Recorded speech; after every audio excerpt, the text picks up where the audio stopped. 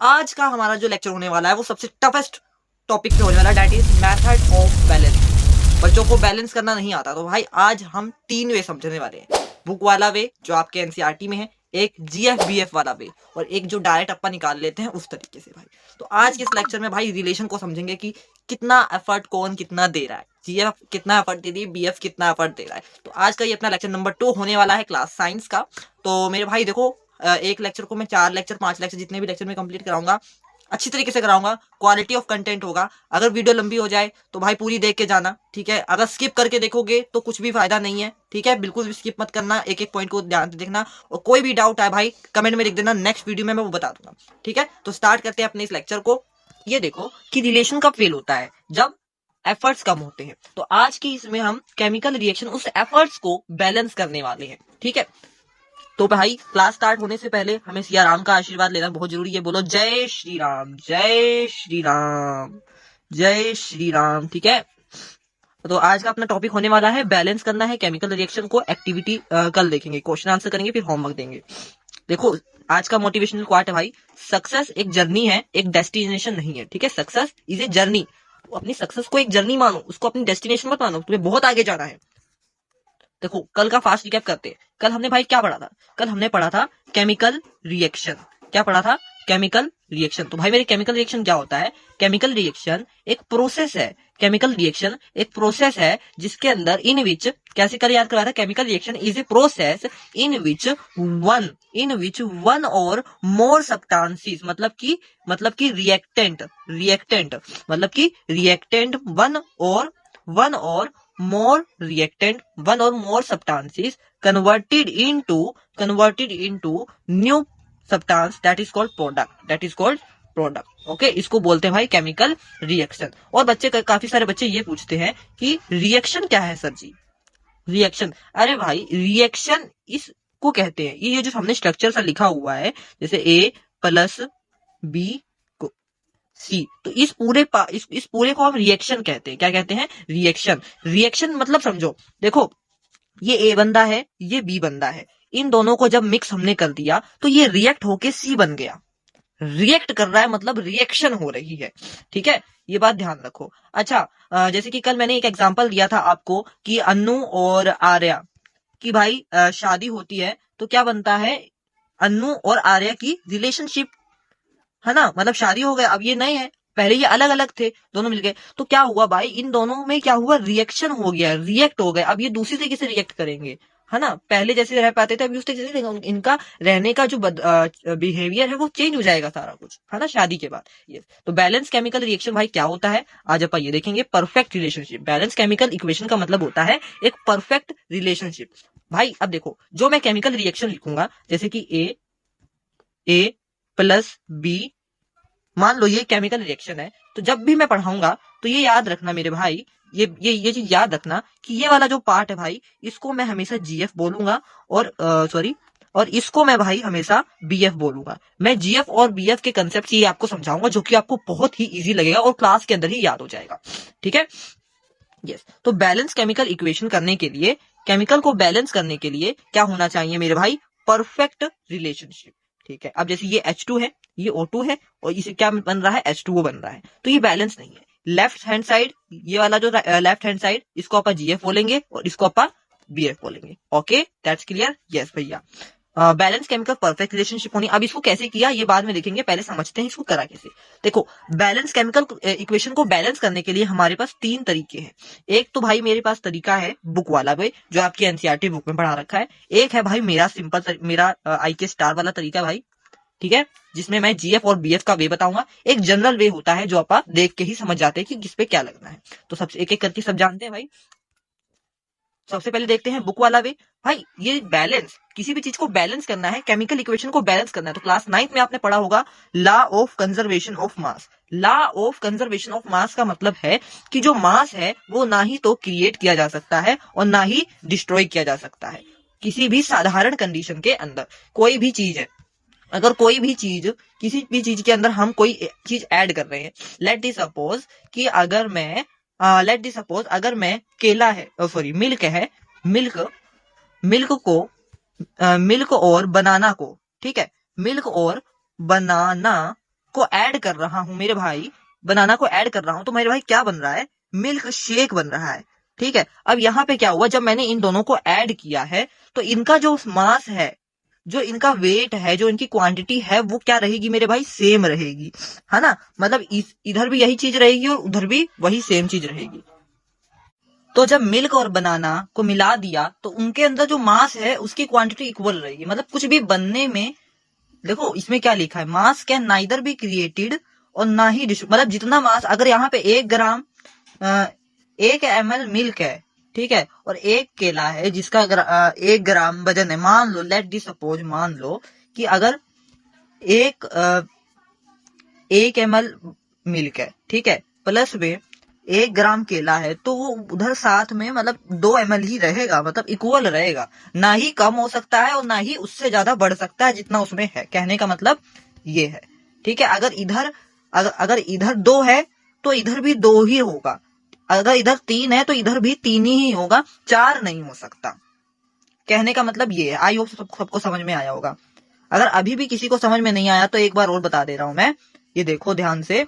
मेरे कहने का मतलब ये है कि इसका ये जो इसमें लिखा है, ये कह रहा है नाइदर बी क्रिएटेड और नॉर बी डिस्ट्रॉयड, कि ना ही कुछ बन सकता है और ना ही कुछ डिस्ट्रॉय हो सकता है। इसका मतलब ये है कि अगर कोई ए प्लस बी रिएक्शन हो रही है, ए प्लस बी मिलकर कुछ सी बन रहा है, ए और प्लस बी मिलकर कुछ सी बन रहा है, तो इसके अंदर मेरे भाई क्या होगा, देखो ध्यान से। अगर ये ए प्लस बी जितना इधर है, अगर ये 1 है तो ये भी यहाँ 1 होगा, अगर यहाँ 2 है तो यहाँ 3 होगा।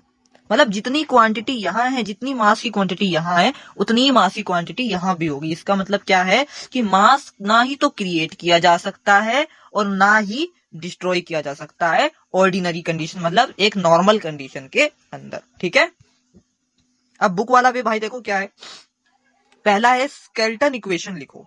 स्केलेटन इक्वेशन का मतलब इस तरीके की पूरी इक्वेशन लिख लो। अब जैसे मुझे इसको बैलेंस करना है, ठीक है, यही आपका एनसीईआरटी का एग्जांपल है। तो Fe plus H2O Fe3O4 plus H2, ये मैंने क्या लिख ली है, स्केलेटन इक्वेशन। ये मैंने क्या लिख लिया भाई, मेरे स्केलेटन इक्वेशन। ध्यान से समझना एक एक पॉइंट को। स्टेप 1 क्या है, ऐसी इक्वेशन लिख लो अपने नोटबुक पे, पेज पे। उसके बाद सेकेंड स्टेप है एटम को काउंट करो। इस तरीके की टेबल बना लो, ठीक है, इस तरीके की टेबल बना लो। मैं कहाँ लिखूं, जगह ही नहीं है। देखो मैं यहाँ बना के दिखाता हूँ। देखो इस तरीके की ऐसे टेबल बना लो, ऐसे ऐसे ऐसे, ठीक, जिस तरीके की मैंने इसमें बना रखी है। ये देखो, यहाँ एक साइड तो क्या लिख दो, एलिमेंट लिख दो। इधर लिख दो कि लेफ्ट हैंड साइड जो मेरा जीएफ वाला साइड है उसमें कितने एटम है, जीएफ कितने एफर्ट डाल रही है। चलो वो छोड़ो, वो वाला कंसेप्ट बाद में देखेंगे। नंबर ऑफ एटम रिएक्टेंट के साइड, लेफ्ट हैंड साइड कितने हैं, और नंबर ऑफ एटम प्रोडक्ट के साइड यहाँ पर कितने हैं। ठीक है, अब ये देखो मैंने एलिमेंट लिख लिए। कौन कौन से एलिमेंट है, एक तो मुझे आयरन एलिमेंट मिला, एक H2 हाइड्रोजन दिख रहा है और एक ऑक्सीजन दिख रहा है। इधर भी सेम ही रहेंगे, जो इधर होंगे वही उधर होंगे, कोई भी डिफरेंस नहीं हो सकता। ठीक है, ऐसा नहीं है कि इधर 2 है तो इधर 4 होंगे, ऐसा नहीं होगा। ठीक है, इतनी बात सबको क्लियर। यस, तो यहाँ पे देखो ये आयरन है तो मैंने यहाँ पे आयरन लिख दिया। यहाँ हाइड्रोजन है तो यहाँ मैंने हाइड्रोजन लिख दिया, या इसकी आप वो वाली फॉर्म भी लिख दो ऐसे, O2 करके, H2 करके। मिटो देता एक सेकेंड।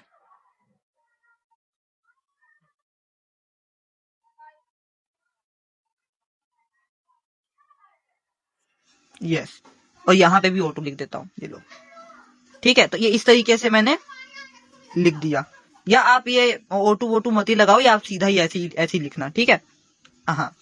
अब देखो, अब यहाँ आयरन देखो, लेफ्ट हैंड साइड के अंदर देखो, ये इसको बोलते हैं मेरे भाई, Fe को आयरन बोलते हैं। क्या बोलते हैं, Fe को आयरन। अब यहाँ पे आयरन कितने हैं, 1 है। ठीक है, 1 आयरन है तो यहाँ मैंने 1 लिख दिया। ठीक, अब हाइड्रोजन की देखो कितने हाइड्रोजन कितने हैं, 2।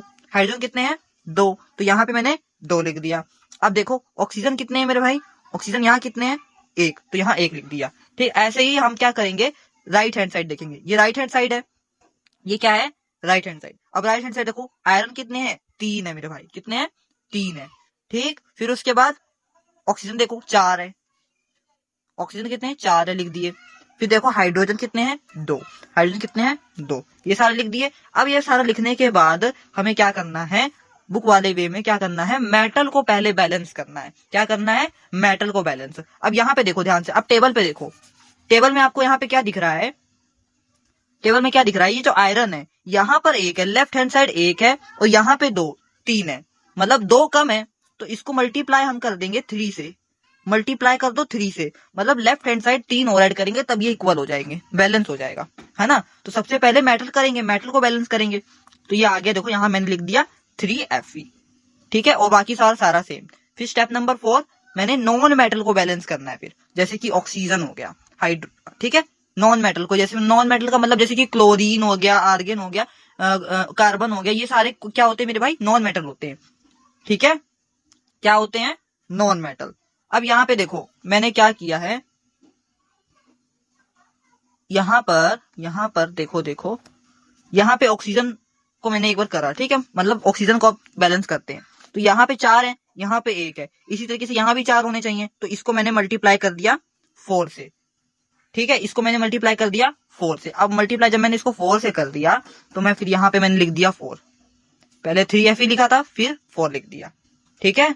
अब स्टेप नंबर 5 क्या है, अब हाइड्रोजन को बैलेंस करना है, किसको करना है बैलेंस, हाइड्रोजन को। अब हाइड्रोजन भाई कितने थे, 2 थे, इक्वल थे, अब इसको बैलेंस करने की जरूरत नहीं है, ये एज इट इज ऐसे का ऐसा पड़ा रहेगा, देखो, हाँ, ठीक है, तो इधर 2 थे, अब इधर कितने हो गए, अब देखो, अब यहाँ पे फिर घपला हो गया, अब यहाँ पे 4 2 जा 8, यहाँ कितने हाइड्रोजन हो गए, 8 हाइड्रोजन हो गए, और यहाँ ऑक्सीजन 4 हो गए, ठीक है, हमने उसको किया तो H की वैल्यू हमें और बढ़ानी पड़ेगी, तो यहाँ पे हमने हाइड्रोजन को बैलेंस कर दिया। हम यहाँ पे फिर से टेबल बना लेंगे, अगर हमें किसी पॉइंट पे क्लियर नहीं हो रहा है तो हम इस पॉइंट पे आए, ठीक है, हम इस पॉइंट पे आके फिर से अपनी बना लेंगे टेबल।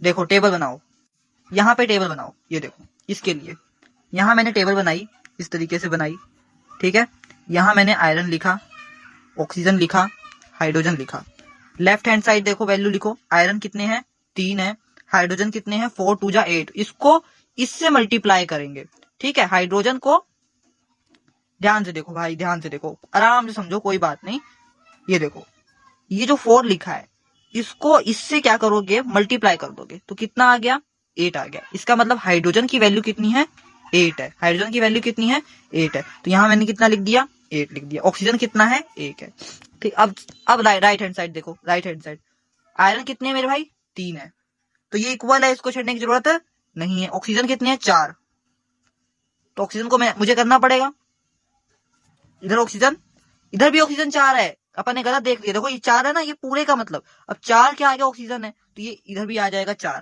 ठीक है, ऑक्सीजन अपनी पूरी है, इसको भी करने की जरूरत नहीं है। अब हाइड्रोजन, हाइड्रोजन यहाँ पे कितनी है 2 है, हाइड्रोजन कितनी है 2, ऐसा क्या करे कि ये 8 बन जाए, यहाँ हम मल्टीप्लाई कर देंगे 4 से तो ये 8 बन जाएगा, तो हमने फिर यहाँ पे क्या किया, यहाँ पे हमने हाइड्रोजन के आगे 4 लगा दिया, तो 4 2 जा, इसको जब मल्टीप्लाई करेंगे, इसको इससे मल्टीप्लाई करेंगे तो क्या हो जाएगा 8 हो जाएगा, तो 8 हाइड्रोजन हो गए, क्लियर, बुक वाला भी ये था, आया समझ। देखो दोबारा से देखो, एक बार रिवाइज कर लो बुक वाला वे दोबारा से। सबसे पहले क्या करना है, इतनी बात ध्यान रखो मेरे भाई, यहाँ पे बताता हूँ, इतनी बात ध्यान रखो कि हमें लेफ्ट हैंड साइड और राइट हैंड साइड को क्या करना है, इक्वल करना है।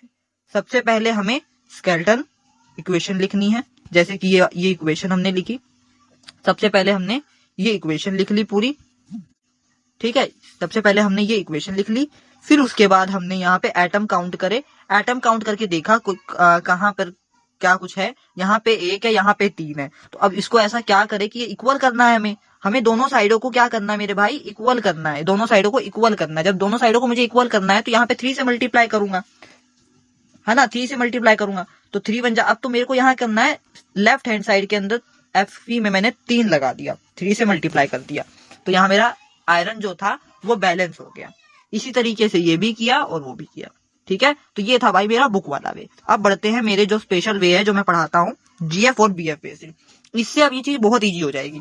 देखो अगर भाई मेरे आपको रिलेशनशिप को स्टेबल करना है तो दोनों साइड इक्वल एफर्ट होने चाहिए। अगर ये एक GF है, ठीक है, अगर ये BF है, अब इस GF को इस BF को इक्वल एफर्ट देने होंगे तभी रिलेशनशिप रहेगी। अगर ये GF इससे बात कर रही है, मान लो ये जो GF है ये इससे बात कर रही है, तो इस अगर ये बात नहीं करेगा तो स्टेबल थोड़ा लगेगा, इन दोनों के बीच में ब्रेकअप हो जाएगी। अगर ये इसको व्हाट्सएप पे मैसेज लिख रही है तो इसको रिप्लाई देना पड़ेगा, अगर ये रिप्लाई नहीं देगा तो स्टेबल नहीं होगा, है ना। मैसेज, अब यहाँ पे ये सोचो, ये दोनों व्हाट्सएप चैटिंग कर रहे हैं, दोनों क्या कर रहे हैं, व्हाट्सएप चैटिंग कर रहे हैं। अब ये दोनों अगर व्हाट्सएप चैटिंग कर रहे हैं तो दोनों को इक्वल एफर्ट, दोनों को ऑनलाइन रहना पड़ेगा ठीक है ना। अब देखो ये GF है, अब ये GF ने एक मैसेज डाला इसको, ठीक। अब इस BF को एक मैसेज देखना पड़ेगा, तभी तो इक्वल एफर्ट होगा। अगर ये देख ही नहीं रहा भाई, अगर ये मैसेज देख ही नहीं रहा तो दोनों के बीच में भाई तू मेरा रिप्लाई नहीं देता, ये लड़की कहेगी अपने BF से, भाई तू तो रिप्लाई नहीं देता है, अब तू रिप्लाई नहीं देता तो भाई तू मेरे चक्कर क्या कर रहा है, मैं कहीं और जा रही हूँ है ना, फिर वो भाग जाएगी, तो हमें रिप्लाई देना पड़ेगा। तो यही तरीका केमिस्ट्री के अंदर भी होता है, इसके अंदर भी होता है। तो देखो रिलेशनशिप तभी स्टेबल होता है जब दोनों साइड इक्वल एफर्ट हो, मतलब दोनों साइड इक्वल एफर्ट, मतलब दोनों मैसेज करें एक दूसरे को, ठीक है। तो क्या है, देखो अब ये जो मैंने एग्जाम्पल लिया है, यहाँ पे देखो इस वाली साइड, ये वाली जो साइड है ये GF साइड है, और ये वाली जो साइड है ये BF साइड है। ये अनस्टेबल रिलेशन है, अनबैलेंस्ड रिलेशन है। यहाँ पे अभी गर्लफ्रेंड बॉयफ्रेंड का रिलेशनशिप अच्छा नहीं चल रहा, तो अब इसको अच्छा करना है हमें, ठीक है। अब देखो यहाँ पे अब यहाँ पे देखो ध्यान से कि ये जो भाई तू ऊपर चला जा, ऊपर हो जाएगा क्या, हो गया। अरे भाई तो ये और खुल के बैठ गया है, अरे बंद हो जा, अभी बंद भी नहीं हो रहा, पता नहीं क्या क्या लग रहा है। चलो अब तो हाँ, ये देखो अब इसको मैं जूम नहीं कर सकता लगता है, हाँ, भाई कहाँ से होएगा,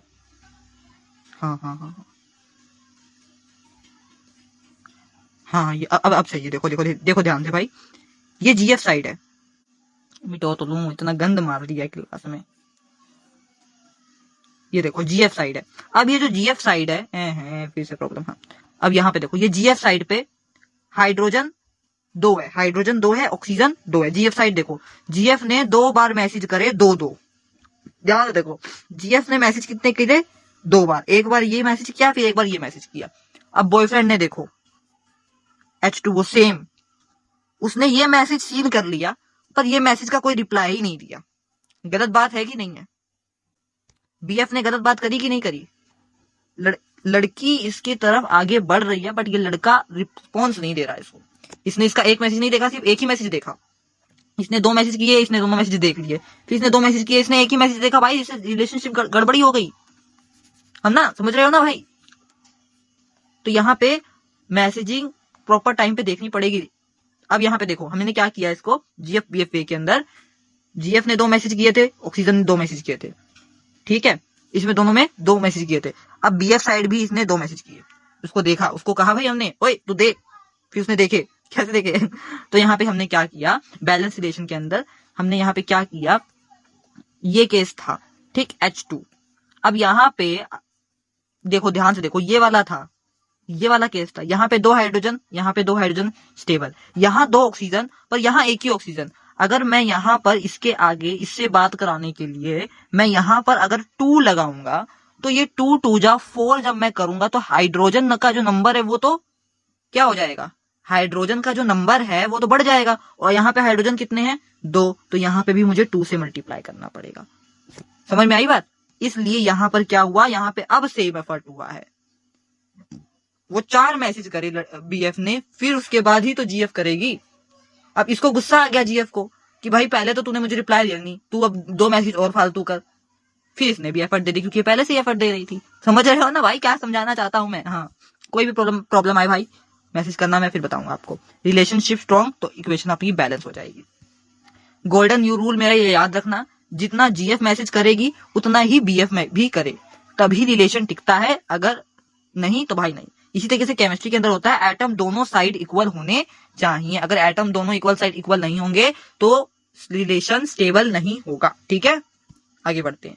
अब बैलेंस केमिकल इक्वेशन के अंदर एनसीईआरटी के इंपॉर्टेंट पॉइंट देखो मेरे भाई, क्या है, फॉर्मूला कभी भी चेंज नहीं करेंगे, कहीं ऐसा नहीं भाई कि Fe कहीं पहुंचा दिया, H2 कहीं पहुंचा दिया, नहीं भाई, फॉर्मूला नहीं चेंज होगा, फॉर्मूला जो दे रखा है वो ही रहेगा, ठीक है। जो उनके कोफिशिएंट लगते हैं वो चेंज होंगे। कोफिशिएंट का मतलब मेरे भाई क्या है कि जैसे कि H2 प्लस में O2, अब ये बना दिया था मैंने H2O, तो अब कई मंद बुद्धि बच्चे होंगे मेरे भाई, कुछ ऐसे भाई बहन होंगे मेरे जिनका दिमाग बहुत ज्यादा तेज चलता है। वो बच्चे पता क्या करेंगे, वो बच्चे करेंगे बैलेंस कि भैया देखो यहाँ पे 2 H है, यहाँ पे 2 H है, यहाँ पे 2 O2 है, मैं यहाँ पे भी 2 O2 लगा देता हूँ।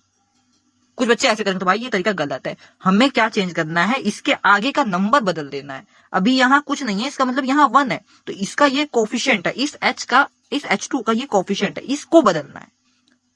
ठीक है, यहाँ पर ये नंबर चेंज होगा, ना कि ये वाला नंबर। ये वाला नंबर चेंज नहीं होगा, ये वाला नंबर चेंज होगा। ठीक है ना? यस। तो पहले हम क्या करेंगे, पहले मेटल्स को करेंगे, फिर नॉन मेटल्स को, फिर हाइड्रोजन को, फिर ऑक्सीजन को। ठीक है, चेक करना जरूरी है एंड में कि सब कुछ ओके है कि नहीं है। अब बैलेंस करो, बैलेंस करो इसे और कमेंट करो मुझे कैसे करोगे। पहले मेटल करो, मेटल ये हो गया आपका। ठीक है, मेटल ये हो गया, करो करो करो करो। देखो हिंट देता हूं मैं, इसको बैलेंस करो। Mg है, O2 है, MgO है। अब इसको कैसे करोगे, पहले गर्लफ्रेंड बॉयफ्रेंड वाले ट्रिक से सोचो। ये क्या है, गर्लफ्रेंड है। ठीक है, यहाँ पे इसने एक मैसेज किया, यहाँ इसने एक मैसेज किया, कोई बात नहीं। यहाँ इसने 2 मैसेज किए, पर यहाँ इसने एक ही मैसेज किया, ये BF है। अब भाई इसको 2 करने पड़ेंगे। अब मैं ये यहाँ तो लगा नहीं सकता हूँ, है? अब मैं ये यहाँ तो लगा नहीं सकता, ये फिर अपराध हो जाएगा भाई। यहाँ तो लगा सकता, मैं कहाँ लगाऊंगा, यहाँ लगाऊंगा। जब मैंने 2 यहाँ लगा दिया तो ये O2 क्या हो गया, बैलेंस हो गया। पर ये Mg में फिर गड़बड़ी हो गई। इस Mg ने फिर से इसको एक मैसेज कर दिया। जब इसको एक मैसेज कर दिया तो यहाँ तो 1 है, ये कितना हो गया, 2 हो गया, तो यहाँ पे भी 2 आ जाएगा। ठीक है, ये इस तरीके से बैलेंस करना है। ये हो गया बैलेंस। अब आप मुझे कमेंट करके बताना क्या क्या क्या आंसर था। यहाँ 2 आ गया और यहाँ भी 2 आ गया। एक मुझे कमेंट में बताना, मैं आपको देता हूं। जैसे कि Na प्लस Cl2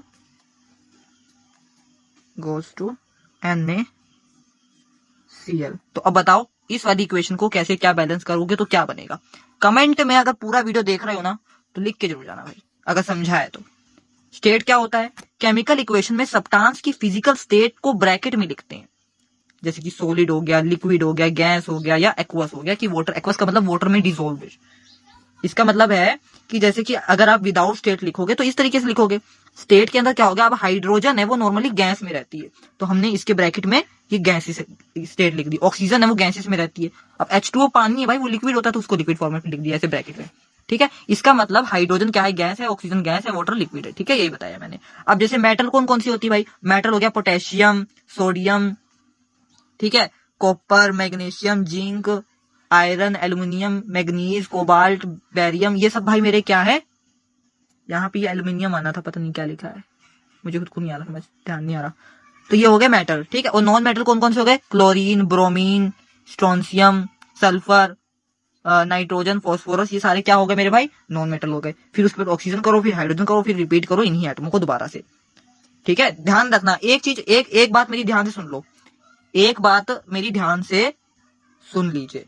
क्या सुन लीजिए, कि अगर आप केमिकल रिएक्शन को बैलेंस कर रहे हैं, अगर A प्लस B C है, A1, ठीक है, या कुछ भी है, जब आप पूरा बैलेंस कर दोगे तो उसको दोबारा से एक बार वही फॉर्मूला अप्लाई करो और फिर से टेबल वो दोबारा बनाओ, फिर से वो टेबल दोबारा बनाओ। अगर टेबल वाला कर रहे हो, अगर GF BF व्यवस्था देख रहे हो तो उसको दोबारा से देखो कि कहीं अनबैलेंस तो नहीं हो रहा, कहीं कोई ज्यादा मैसेजिंग तो नहीं कर रहा। ये दोबारा से देखो, फिर से लिखो आयरन, ऑक्सीजन, कोबाल्ट, फिर से देखो 2 2 3, कहीं एक आधा हो रहा हो तो उसको मल्टीप्लाई करके उसके आगे लगा दो।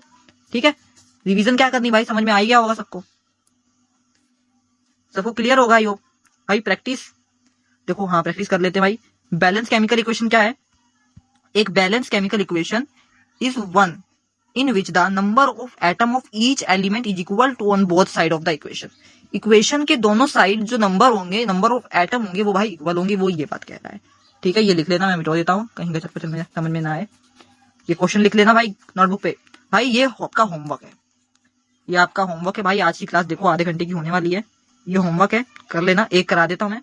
अब जैसे ये कॉपर है, सबसे पहले मैं कॉपर लूंगा। GF BF वे से देखो भाई, GF BF वे अगर सीख जाओगे ना तो पेपर में बहुत अच्छी तरीके से कर लोगे। अगर आपसे टेबल वाला पूछे तो मैंने टेबल वे भी बहुत अच्छी तरीके से आपको समझा दिया है। कॉपर वाला, अब देखो इस GF ने, कॉपर ने 2 मैसेज किए और यहाँ पे भी 2 मैसेज किए। टोटल मैसेज कितने हो गए, 4 हो गए। तो यहाँ कॉपर का एक ही मैसेज है, मैं यहाँ पे 4 लगा दूंगा। ठीक है, अब यहाँ ऑक्सीजन ने 1 मैसेज किया, यहाँ ऑक्सीजन ने 2 मैसेज किए। कितने मैसेज कर दिए? 2 मैसेज कर दिए। तो भाई गड़बड़ हो गई। अब फिर यहाँ 2 है तो मुझे यहाँ भी 2 करना पड़ेगा। जब मैंने यहाँ 2 करा तो ये 2 2 4, यहाँ पे 2 हो गए, तो यहाँ मैं 2 और बढ़ाना पड़ेगा, प्लस में 2 और बढ़ाना पड़ेगा, कॉपर में 2 और बढ़ाना पड़ेगा। अब यहाँ सल्फर 1 है तो 1 चल गया, समझ रहे हो? तो फाइनल इक्वेशन मेरी क्या हो गई? फाइनल क्या हो गई? यहाँ पे 2 आ गया, ठीक है, और यहाँ 6 आ गया, और यहाँ एच वही था। ठीक है, ये मेरी हो गई बैलेंस। अब क्वेश्चन नंबर 2, 3, 4 और एक जो मैंने ऊपर दे रखा है उसके आंसर आप मुझे करोगे। अब जैसे ये वाला है ना, ये वाला SO4 3 ये इसके नीचे लगा हुआ है भाई। ठीक है, तो इसमें क्या हो गया कि 3 सल्फर हो गए और 4 3 जा 12 O12 हो गए। तो भाई इसको करना और मुझे टैग करना। आप क्या करना, मेरे को इंस्टाग्राम पे समझो साइंस करके ऐसे सर्च कर लेना, ये मेरी इंस्टा आईडी है, समझो साइंस, लोगो आपको दिख जाएगा। इस पे मुझे मैसेज कर देना या स्टोरी लगा के मेंशन करना। होमवर्क मेंशन जरूर करना भाई, ठीक है? होमवर्क मुझे करके नोटबुक पे मेंशन करना, कमेंट में भी लिखना कि मैंने मेंशन कर दिया सर, ठीक है? और चैनल को भाई लाइक शेयर सब्सक्राइब जरूर कर देना भाई, ठीक है? सब्सक्राइब कर लेना भाई, नए हो तो, इतनी मेहनत कर रहा हूँ। एक बार दोबारा बता दूं क्या? दोबारा बता देता हूँ, 1 मिनट फटाफट रिवाइज कर लेते हैं भाई। क्लास के अंदर ही याद करके जाना है, सीख के जाना है। केमिकल रिएक्शन को अगर आपको क्या करना है, स्टेबल करना है, तो सबसे पहले मैंने स्केलेटन इक्वेशन लिखी, H2O2 गोस टू क्या हो गया, H2O। ये मैंने स्केलेटन इक्वेशन लिख दी। अब इसके बाद मैं क्या करूंगा, टेबल बनाऊंगा एक। इस टेबल के अंदर क्या होगा, यहाँ पे 2 ऐसे 3 भाग में बांटूंगा। यहाँ मुझे लिखने हैं एलिमेंट्स, H, यहाँ पे 2 ही एलिमेंट्स हैं, एक है H और एक है O। अब यहाँ पे देखो, ये बुक वाले वे की तरीके बता रहा हूँ, यहाँ 2H, यहाँ 2O है, यहाँ 2 है, यहाँ 2 है। अब यहाँ पे कितने, यहाँ 2 है और यहाँ 1 है, यहाँ 2 है 1 है, यहाँ पे 1 की कमी है, यहाँ पे 1 की कमी है, तो यहाँ मल्टीप्लाई मैं कर दूंगा 2 से। जब मैं यहाँ मल्टीप्लाई, मैं यहाँ तो कर नहीं सकता हूँ, यहाँ तो कर नहीं सकता हूँ भाई, मैं यहाँ लिखूंगा।